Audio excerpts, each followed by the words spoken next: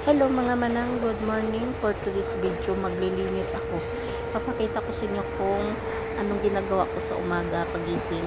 And pagising ko sa umaga, naghilamos, nagtututbrush. Pagtapos nilinis ko na ito agad, hindi pa ako nagkape. Dahil 9:30 na ako bumangon manang. 9:30 na, so 10 o'clock lalabas na amo ko. Dito na yan siya nagtatambay, nanonood ng TV maghapon hanggang gabi. Dito yan siya, so bago siya lumabas, linisin ko na po dito dahil kaya kung maglinis na nandito siya dahil makulit naman kung ano na tinuturo niya, turo dun, linisin niya ko, kaya ayaw ko makita niya kung maglilinis. So nilinis ko na rin pati yung aking kwarto dahil maraming mga buhok na pinaglagasan, sinama ko na rin. Pagtapos ko nito manang, maligo ako. Pagtapos ko maligo, magluto. So magluto na tayo ng maaga dahil marami akong luto niyan dahil fasting ang amo ko.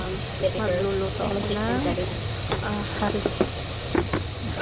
Kaligo na inyong manang yan for today's video. Magluto ako ng chicken pasta.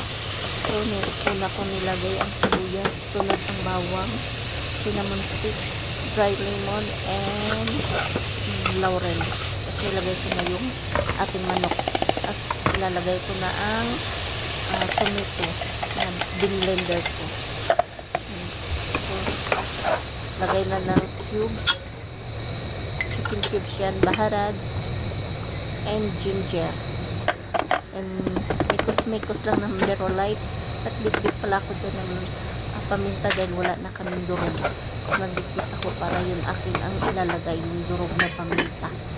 So alo lang ng Merolite at lagyan na natin ng sabaw, pakuluin natin ng 1 hour. 1 hour po siyang pinapakuluan. Then habang magpakulo, kakain lang ako. Thank you, bye bye.